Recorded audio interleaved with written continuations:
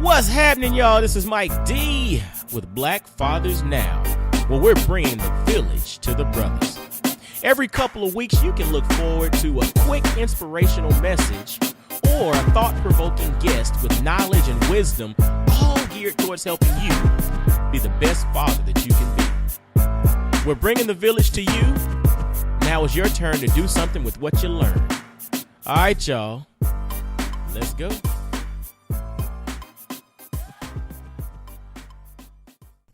What's happening, fellas? Mike D, Black Fathers Now. You know how we roll.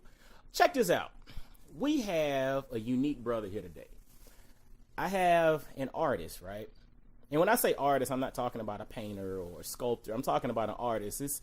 This brother grabs the mic and he lays down tracks. And actually, a little later on, I might ask him to freestyle a little something for us. Look, he's looking at me crazy. So I guess he writes. He doesn't just freestyle. Yeah, I know. So, but long story short, I got a brother on the line here today, and his government name is Charjuan Hayes, but in the community of rappers and the community of artists and everything, you'll know him as Cheeze. He's been part of the group Leveled Up out of Knoxville. They've opened for the Negros. They've opened for ASAP Ferg. They performed for 21 Savage. They've been all over the place, man. And this brother's on his way. He's actually about to drop an album, and his album's coming out pretty soon. And one of the things that is unique is, he has a story. He's in the midst of his story, and it's actually a story of redemption, so to speak. And I wanted to bring him on to kind of talk about his story, talk about where he's going, what he's doing, what he's been through, but then also how all of that is impacting him as a father, as he's a father of two young boys. And so, fellas, y'all check this one out, man. This is gonna be dope, man. It's my man Charjuan Hayes, but I don't know, should I call you Charjuan or should I call you Cheeze? What you want to be called, dude? Whichever one is cool, man. Whichever one is cool. No doubt, man. Well, I appreciate you for taking time, man, to hang out with your boy. No doubt. So I gave a little bit of an intro, man.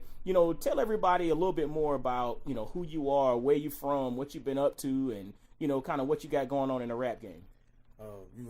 They call me Cheeze or whatever.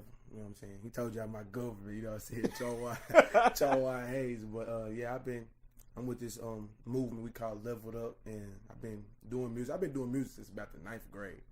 We came out with some songs back in the day, and they kind of went viral a little bit, and I just been sticking with it ever since. But since lately, as of late, I have went solo. So I've been making a lot of solo music and doing my own thing. But we have what you would call like a record label. It's not our radio record label, but it's something like a record label. It's a movement. So we've been more like a collective type deal. More like a collective type deal. You know what I'm saying? But we've been making music and we've been rocking a lot of shows and we've been getting a lot of good positive feedback. So it's been a lot of people talking, mainstream people that we've been in having conversations with that we're supposed to be, linking with and a lot of stuff like that. So it's been our blessings from right now. So it's been a lot of good things going on. That's what's up. And then you said you performed in front of a lot of different people. I threw some names out there. What's been like the most exciting performance that you've done, to date?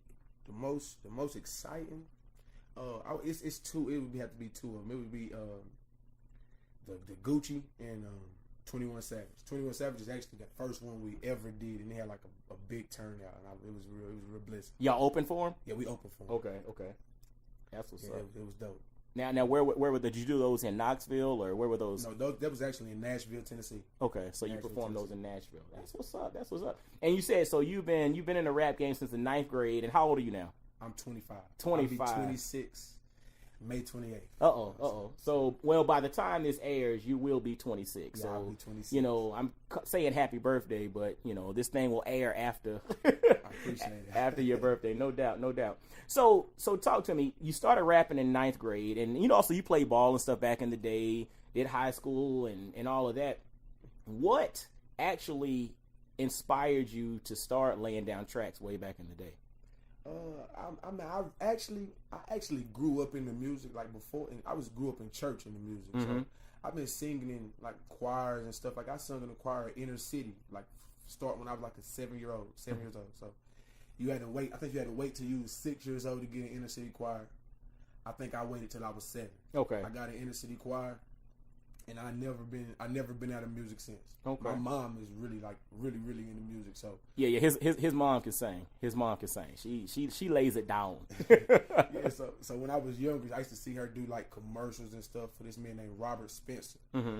And he used to do a lot of commercials. He's recording. I used to hear her on like a Thin Lightner commercial. Okay. And she used to be, singing on the commercial. So ever since I've heard my mother singing on commercial stuff, it's always been something that I wanted to do, that I took an interest in. So like the music bug's been there from day one. Yeah. Okay. Now how did that translate into rapping? I mean, singing and rapping are two different things, homeboy. Yeah, it is.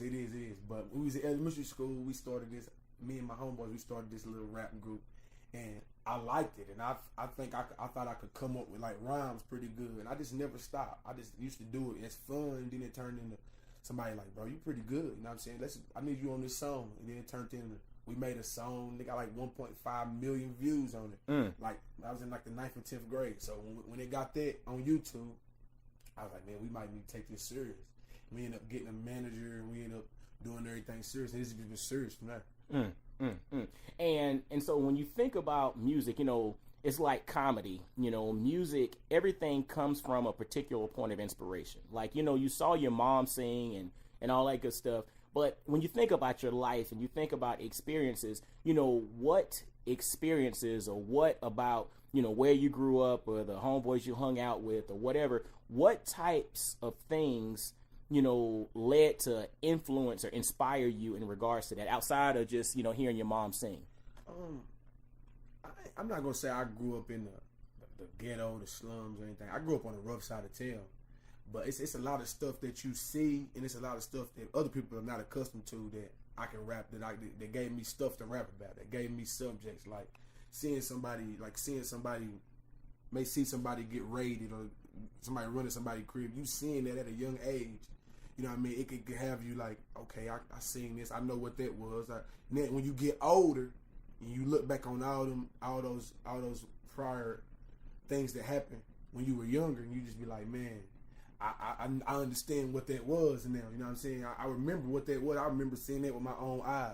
Mm-hmm. You know what I'm saying? So it just gives you something to write about. It gives you something. You got more of a story to tell, I feel.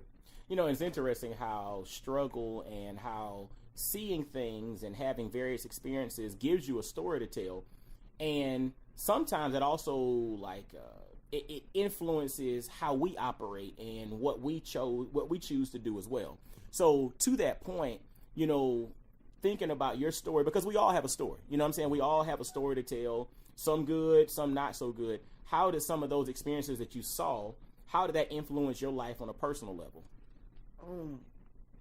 I will say this. I will say it influenced my life a lot. You know what I mean? Most of the people that I hung around, still hang around to this day. Not going to say hang around, but this my friends, dear friends to me. They drug dealers, the gang bangers, you know what I'm saying? People of that sort. Those are the people that I grew up with, mm-hmm. from day one. This my best friend. He wasn't always that, you know mm-hmm. what I'm saying? But and just coming from his family nature, or you know what I'm saying, another family nature, that other people in his family, I would say that. Mm-hmm. Just, you know what I mean? It just was automatically, it was presented to him at an early age. So. And I got friends that's in college. I got friends that's doing everything. But you know what I'm saying? But for the main part, the people who influenced me mainly was I got a friend that's like when I said he's in college. Mm-hmm. He was my best friend. The one he just graduated college. As a matter of fact, you know what I'm saying? Congratulations to my dude. He just graduated college. He was one of my dear friends. Mm-hmm. That's my best friend. Okay. So he kept me kind of on track. Okay. So I had another friend that was always in the street, always everywhere, you know what I'm saying? Always in something, the wrong kind of something. Mm-hmm. He was one of my dearest friends too. So I was like kind of stuck in the middle. Mm-hmm. Like, which friend am I going to hang with this time? That's right. You know what I'm saying? So it's like always, that's why I kind of grew up in church and I was in the streets a little bit too. That's right. So it's like, I got so many friends. I got good friends and bad friends, but I'm saying not necessarily bad friends, but mm-hmm. Yeah, basically, you have people who have made different decisions in life, but then on both sides of the coin. You have folks that made great decisions, and you got folks who have made not so great decisions. And the thing that's interesting about this is and it's funny that the crew that you're affiliated with is leveled up. Mm-hmm. When we level up and we really think about it, we've all made good decisions. Mm-hmm. We've all made bad decisions, you know. And what's interesting is, like, when I think about my life and some of the things that I've done, both good and bad, the only thing that separates me from, you know, a brother who had to do time was maybe I didn't get caught. Or maybe I just happened to not go through a DUI checkpoint that night. Or maybe, you know, somebody was not in the right place at the right time. That's the only thing that separates us all. And so when we level up, like like your crew is, you know, the name of it, when we stop and we think about it, we're all part of this whole environment of good decisions and bad decisions, but both good and bad help to shape us. You know what I'm saying? Both good and bad influence how we operate, because the way I look at it is you can make bad decisions, but if you learn from those bad decisions, your bad decisions can potentially help somebody else. You know what I'm saying? Just like you can make good decisions, and those good decisions can put you in a place in which you can help somebody else. But the ultimate thing at the end of the day is you're going to help somebody else. You know what I'm saying? Yeah, I understand that completely. You know? That makes a lot of sense. Yeah, and so for me, that's why it's just like I really wanted to sit down and rap with you and just kind of talk about, you know, how you've seen both sides of this. It's kind of like, was it Kendrick Lamar was a good kid at Mad City, or CeeLo Green and his perfect imperfections. You know what I'm saying? When you stop and you think about it, like, that's what makes us all. You know what I'm saying? The perfect stuff, can't nobody relate to the perfect stuff, but we can relate to, you know, we can relate to when somebody's going through struggle, because a struggle is where that's our connection point. You know what I'm saying? That's the glue that sticks everybody together. So I want you to go somewhere with me right now. Like, your point in which your lowest point, like, where was when you think about life and the decisions and the environment and all the stuff, what has been your lowest point and what allows you to climb out of that? My lowest point, I've had to say, when I was in prison,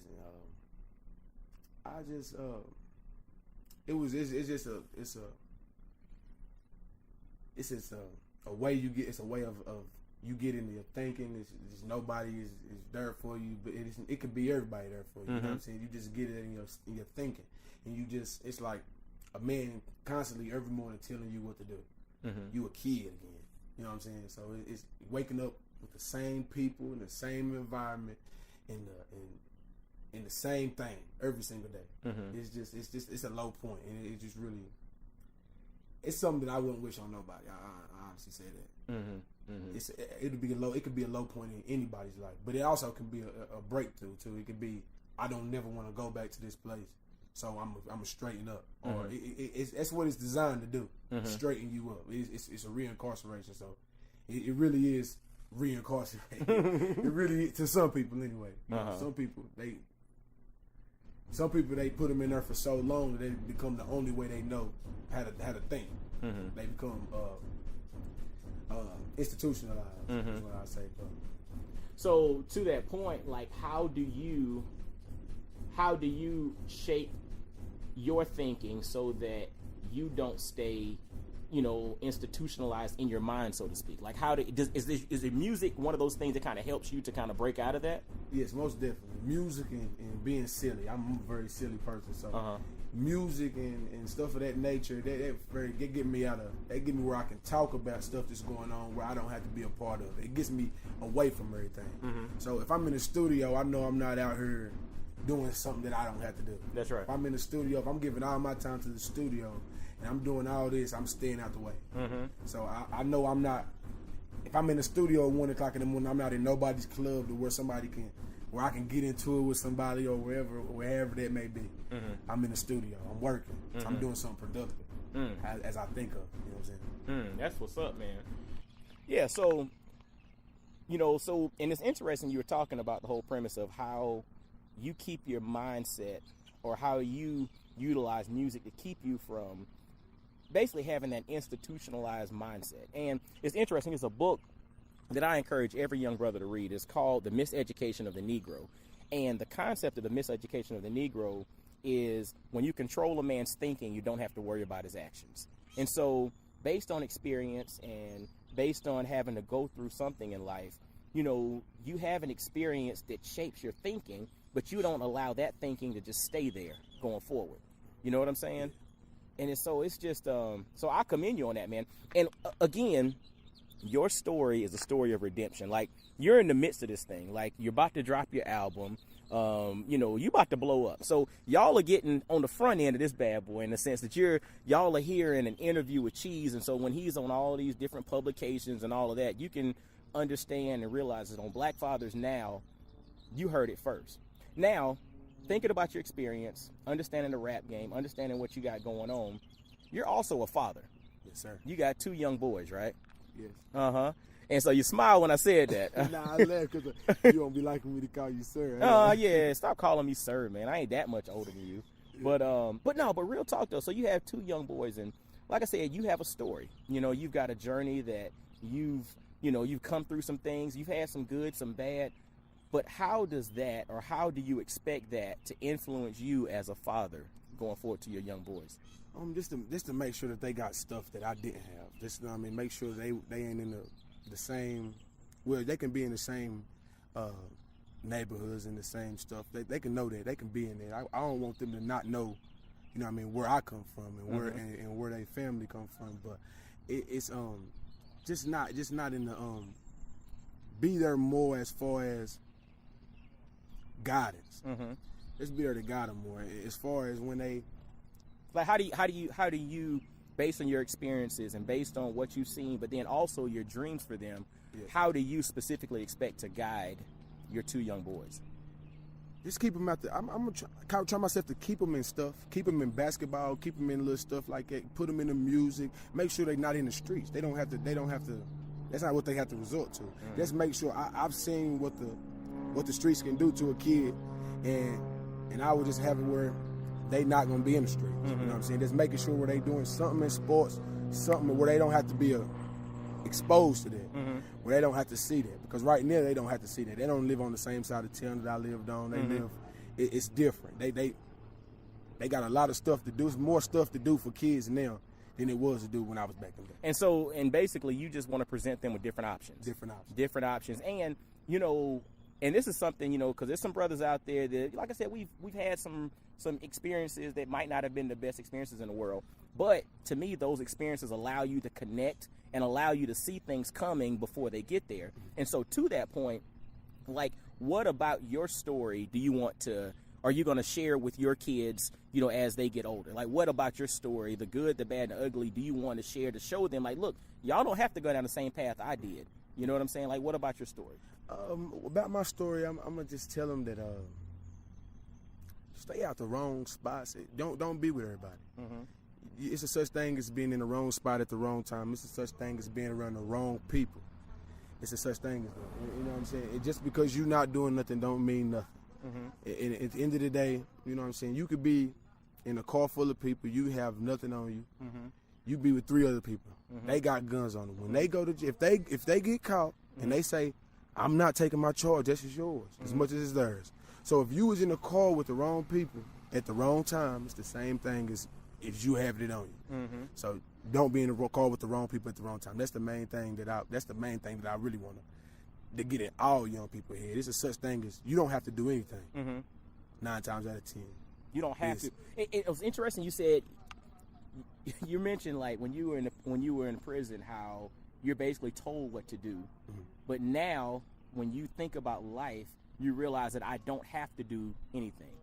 I have the freedom to make the right decisions. Just like I have the freedom to make the wrong decisions, I have the freedom to do that. Correct. So when you impart that on your kids, you can let them know that you have choices.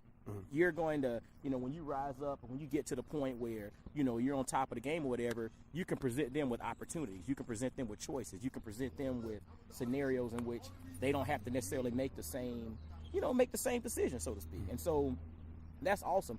Now I want to ask you, because this is for fathers, like, what wisdom, based on your experience, and like I said, you're in the middle of this, and this is cool to have people who are in the middle of fatherhood, who don't necessarily have life figured out yet, but they still have the ability to impart wisdom. What type of wisdom would you want to give to another father who has young kids, or maybe another father who might have had some issues with the law in the past or whatever? What do you want to say to him, to that father? Just none that you out. are out of jail, and you know what I'm saying, then that you can be around your kids, make sure you just around them, and make sure you instill in them that you know that ain't the route that they want to go. Mm-hmm. You know what I'm saying? Just make sure that you know that they know that you made a mistake. Mm-hmm. That ain't your way of living, because if they don't think that you made a mistake, then they gonna think that's the way that they need to go. They gonna think they need to be what you used to be, and that's necessarily that ain't what's up. You know what I'm saying? They don't need to be that. They need to be something productive, something that's helping us, something that's gonna be her next generation too, just leaving for their kids. So that's how I feel about it.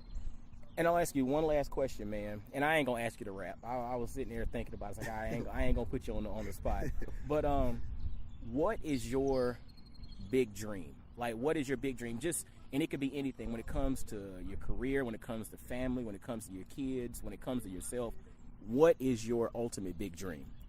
My big dream is to just be a famous musician who can take care of his kids and can take care of his family without a problem. Mm-hmm. Without it, you know what I'm saying, where it's first nature. It's already first nature, I'm saying, but I'm saying as far as without having no problems with it. You know what I'm saying? Just here you go. Everybody straight. And living a comfortable life, and then leaving for their kids and their kids and their kids. So where it's generation. So leaving a legacy. Leaving a legacy, but doing it the right way. We're doing it the right way. Using your experiences. Fellas, y'all got a little something dropped on you here, and I want y'all to go back through and just listen to some of the wisdom that Charjuan, I'm gonna call him by his government name, but I want y'all to go back and listen to some of the wisdom that he dropped, man. And I want to thank him for opening up about his story, because a lot of times we're not cool or not open with being transparent regarding, you know, some of our experiences, but we have to understand that our experiences happen for us to learn, but then also for us to help somebody else. And Charjuan's story is going to help somebody. And y'all definitely continue to tune in, and definitely follow Black Fathers Now on Instagram, Facebook, Twitter. Visit blackfathersnow.com. Oh, and Charjuan, if somebody wanted to catch up with you, man, what's the best way to kind of catch up with you, to hear some of your music, to connect, to say what's up, to learn a little bit more about you? What's the best way to do so? I have a Facebook page. It's called Cheeze. I got just Cheeze, just regular Cheeze. Cheeze, Cheeze. Okay. I have a couple things on YouTube. Mm-hmm. You just got to type in my name, Cheeze. It should pop up. Okay. And I'm going to put all that into the show notes, fellas, so y'all can get to it and y'all catch up with him. And make sure y'all let Cheeze, y'all let Charjuan know that y'all heard about him on Black Fathers Now. And, man, we wish you the best, big dog. Appreciate it. And until next time, fellas, y'all be blessed, well, and wise. And I'll holler at you. Peace. Yo, fellas, I hope you enjoyed today's episode. And always visit blackfathersnow.com, as well as follow Black Fathers Now on virtually every social media platform you can think of. Instagram, Facebook, Twitter, everywhere. Just follow us and engage with us, man. Look forward to hearing from you. And I guess until next time, I'll holler at you. Peace.